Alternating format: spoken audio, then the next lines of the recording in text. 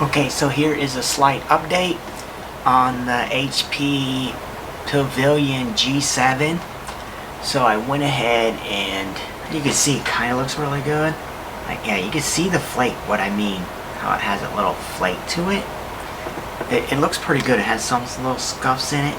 Camera picks it up. There's a light right here.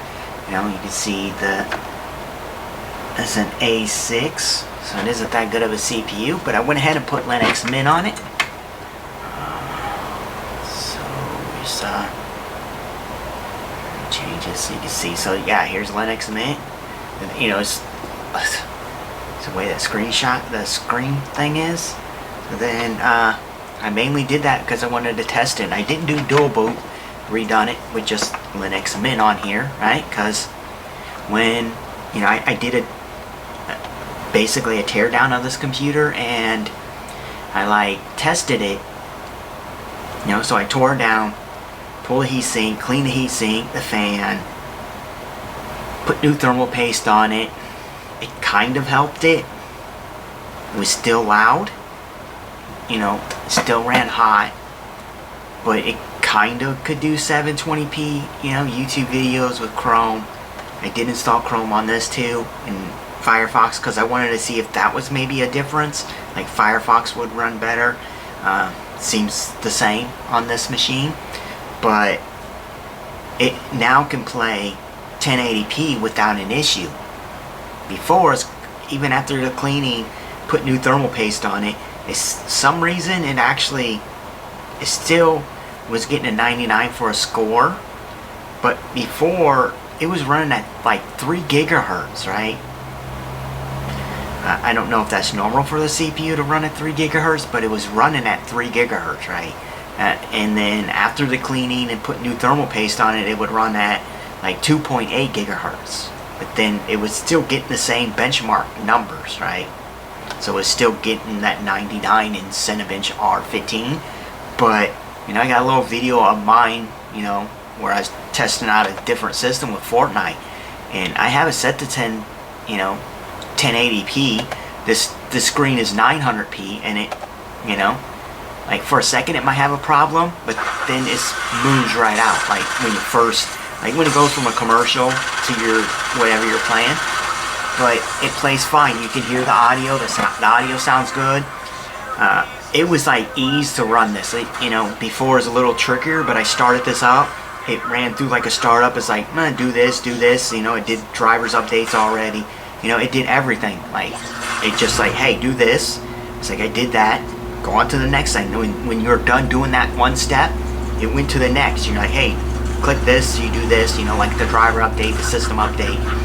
And it installed all the drivers with ease. Like Windows 10, I had to manually go in. Windows did a driver, but it was a crappy driver, so it wouldn't really run that good. So I had to go in and manually find the driver, download the drivers for the video card to get it halfway decent.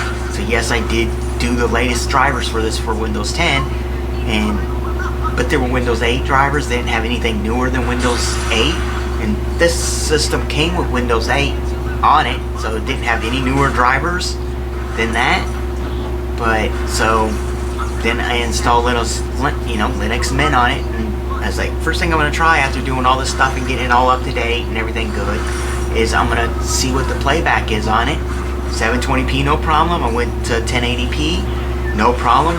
You go to 1440p, it plays for like a second and then just pauses. So, you know, it doesn't have, you know, it can't play that kind of, it can't play 1440p. But it does 1080p with no issues. It's, you know, like right now it's playing this one at 1080p. I was playing videos on it, and it was doing music videos on it, and it was doing 1080p with no problems. So it went from Windows 10 struggling, you know, to play 720p videos to now playing 1080p videos without a problem. So I'm gonna probably list this machine up for really cheap, and because it has Linux Mint, you know, it's a workable machine now.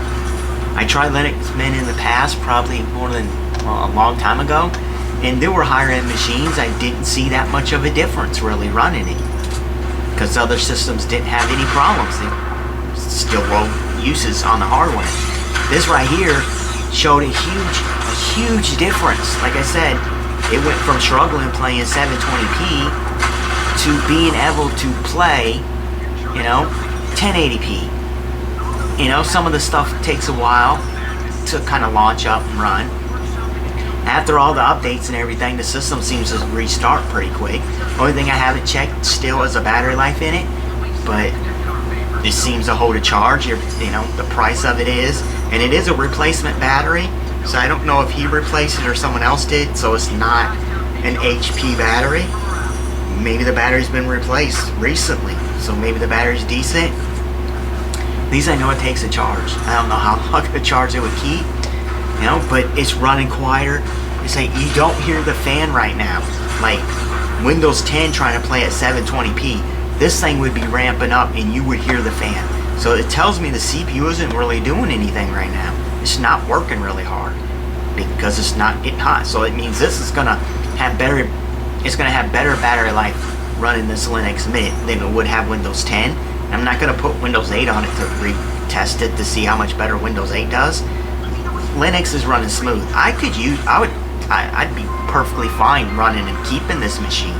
Like, if I didn't buy that Dell XPS that I have another video that's going to be up, might be up already, but, if I didn't have that and was keeping that one, then I would probably keep this and just run Linux Mint. So when I'm, because I live in an apartment building, when I'm downstairs doing my laundry and stuff, I can have my Wi-Fi working all the way down. It's just a couple floors down, I still have to fix that because my new router kind of sucks. It doesn't reach as far as my old one, but my cousin got my old one,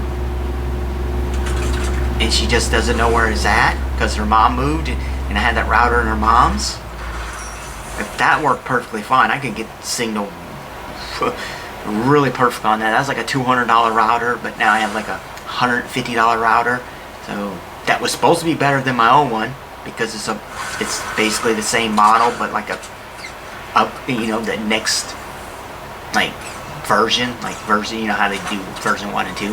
But I'm gonna call it that because I'm gonna add this with the rest of this video about this HP Pavilion that basically someone gave me for free, but I figured, if they didn't give it to me free, I got it for copying data over for him. Not data recovery. I'm trying to consider data recovery.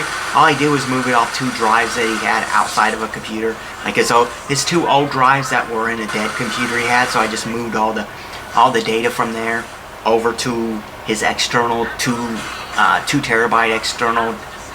Well, it's an NVMe SSD and an external dock, enclosure.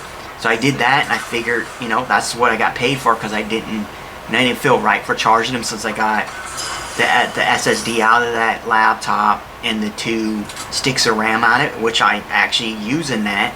The RAM in the Dell that I'm keeping, the Dell laptop I'm keeping, which you'll see, if you want to see that, you'll watch a video on it. But I'm going to call it. This, other people, you guys suggested, putting Linux on them other machines. That's one of the main reason I put Linux on this. It's like, well, just go ahead and try it, see what happens. So yeah, I'm thanking everyone who said run Linux because like Linux Mint or something like that on it. I haven't ran it in a long time. And like I said earlier, on other systems I didn't see that much of a difference, but on this, huge difference. This machine went from like me saying, oh no, this is unplayable. If I would get rid of it, it'd be like I'd be selling a power adapter and just giving the computer away for free, basically. Now I'm like, no, it can be used. It's a good machine now, just because of Linux Mint. So Linux Mint saved this computer in my eyes, and if you think so yourself, add that in the comments below. And whoever suggested that in other videos on the older systems I have, you get the credit for this. There's like 4 or 5, I think, people have said that. So you get all the credit for reviving this computer and making it reusable. So thank you. And thank you for watching this video. I'll cut it off here. Thank you. And I'll say, have a nice day, evening, whatever. But yeah, Linux Mint rocks on this machine for sure. And I'll probably test it on more machines.